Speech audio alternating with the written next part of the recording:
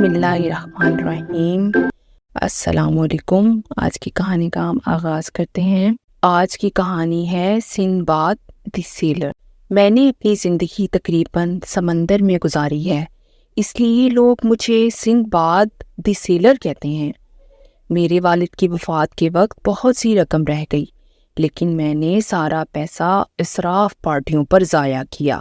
بہت کم رقم باقی تھی، لہٰذا میں نے اپنے پاس جو کچھ تھا وہ بیچ دیا اور ان تاجروں کے ایک گروپ میں شامل ہو گیا جو ہندوستان کے لیے روانہ ہوئے، اور میری ایک مہم جوئی کی کہانی یہاں سے شروع ہوئی۔ جہاز سکون سے چل رہا تھا، ہم جہاز پر لطف اندوز ہو رہے تھے، یہاں تک کہ ایک دن طوفان آیا اور ہمارا جہاز اڑ گیا۔ جہاز ایک جزیرے پر جا گرا۔ یہ بہت خوبصورت تھا، وہ بالکل جنت جیسا لگ رہا تھا۔ ہم اس شاندار جگہ کو دیکھنے گئے، جبکہ جہاز کا عملہ جہاز کی مرمت کی کوشش کر رہا تھا۔ تھوڑی دیر بعد میں نے تھکاوٹ اور بھوک محسوس کی، چنانچہ میں ایک بڑے درخت کے نیچے سو گیا۔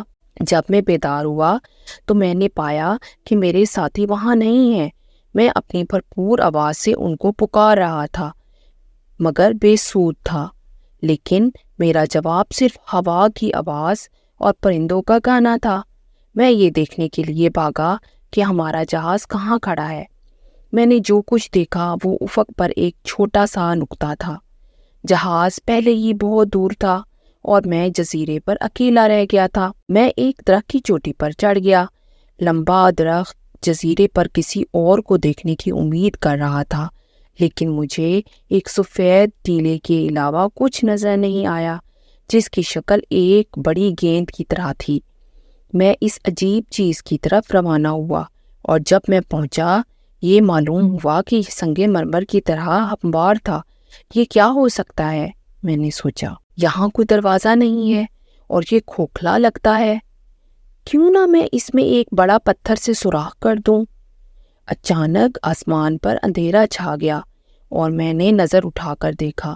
میرے بالکل اوپر ایک بہت بڑا پرندہ اپنی بہت بڑی چونچ کو چیر رہا تھا۔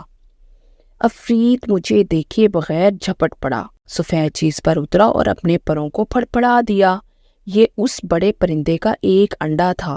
فوری طور پر مجھے ایک بڑے پرندے کی ناقابل یقین کہانی یاد آ گئی جو جہاز پر سوار ملاحوں نے مجھے سنائی تھی۔ انہوں نے اسے بلایا اور یہ صرف سانپ کھاتا تھا، تو ان کی ناقابل یقین کہانی سچ تھی۔ مجھے اس جزیرے کو ہر قیمت پر چھوڑنا چاہیے، میں نے سوچا، اور میں نے اپنی پٹی کھولی اور اسے پرندے کی ایک بڑے پاؤں کے گرد لگا دی۔ میں نے سوچا یہ پرندہ میری مدد کر سکتا ہے۔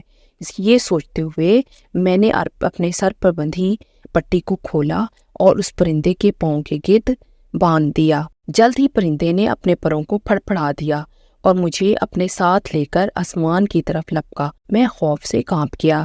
ہم اتنے اونچے اوپر جا رہے تھے کہ نیچے کا جزیرہ ایک چھوٹے سے نقطے کی طرح دکھائی دے رہا تھا۔ تھوڑی دیر کے بعد چٹان پانی سے گھری ہوئی زمین کے ایک چھوٹے سے حصے کے قریب آ گئی۔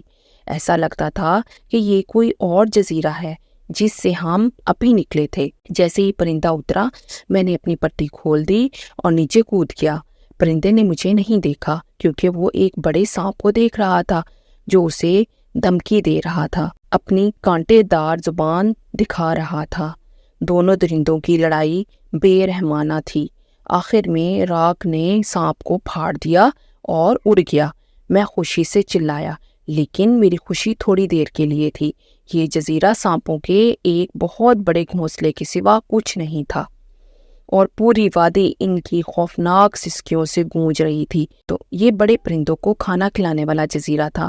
میں نے سوچا کہ اس میں کوئی بڑی بات نہیں کہ ایک بڑا پرندہ مجھے کھا جائے یا کوئی اژگر مجھے نگل جائے۔ مجھے فرار ہونے کے لیے چھپنے کی جگہ تلاش کرنی تھی۔ سانپوں سے میں نے قریب ہی 2 چٹانوں کے درمیان ایک غار دیکھا۔ میں اندر داخل ہوا اور رات ہونے کا انتظار کرنے لگا۔ چند منٹوں کے بعد میں نے اپنے چھپنے کی جگہ کی تلاش کی۔ سورج کی کرنوں سے چمک رہا تھا۔ اچانک ہزاروں رنگ برنگی روشنیوں سے میں حیران رہ گیا۔ میں نے ایک ہاتھ بڑھا کر زمین پر بکھرے ہوئے پتھروں کو چھوا اور حیرت سے دیکھا کہ وہ قیمتی ہیرے ہیں۔ میں خزانہ پکڑے الجھن میں وہیں بیٹھا تھا۔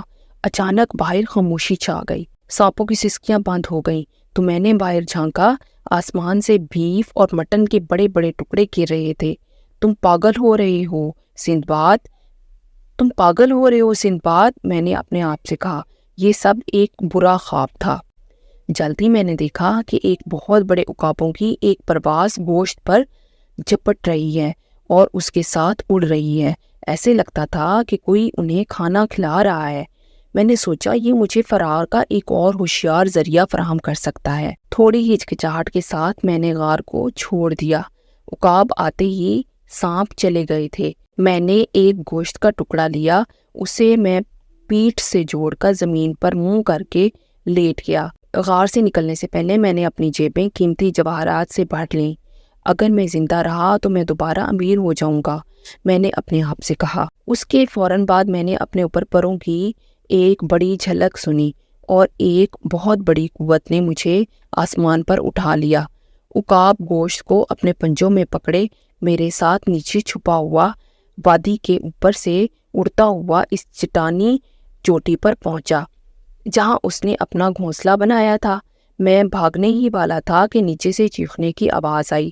شور سے گھبرا کر عقاب گوشت کا ٹکڑا گھونسلے میں چھوڑ کر اڑ گیا۔ میں کھڑا ہوا اور نیچے دیکھا کہ آدمیوں کا ایک چھوٹا سا گروہ لاٹھیوں سے لیس گھونسلے کی طرف آ رہا ہے۔ انہیں دیکھ کر میں چیخا کہ اب میں محفوظ ہوں، میں بچ گیا ہوں۔ میں گھونسلے سے نیچے کود پڑا۔ مردے میں سے سب سے بڑے نے پوچھا، جو ان کا لیڈر معلوم ہوتا تھا، تم گھونسلے میں کیسے آئے؟ کیا تم بھی ہماری طرح سوداگر ہو؟ میں نے انہیں ساری کہانی سنائی۔ یہ معجزہ ہے کہ تم بچ گئے۔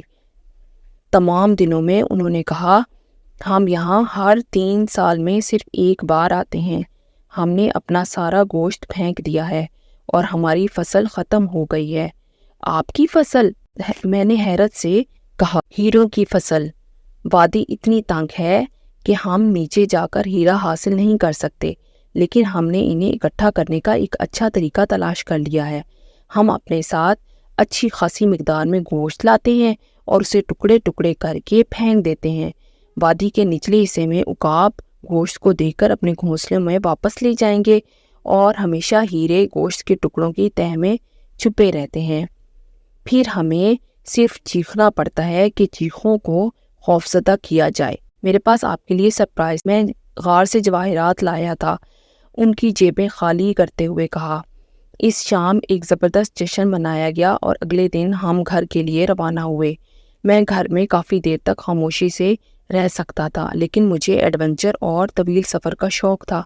میں نئے ممالک دریافت کرنا چاہتا تھا، اس لیے میں ایک جہاز پر سوار ہوا اور دنیا کو دیکھنے کے لیے دوبارہ روانہ ہوا۔ میری مہم جوئی اسی طرح جاری رہے گی۔ تو دوستو، امید ہے کہ آپ کو آج کی کہانی پسند آئی ہوگی۔ اگر آپ کو یہ کہانی پسند آئی ہے تو ویڈیو کو لائک کر دیں، اور اگر آپ اس چینل پہ نئے ہیں تو چینل کو بھی سبسکرائب کر دیں۔ شکریہ، اللہ حافظ۔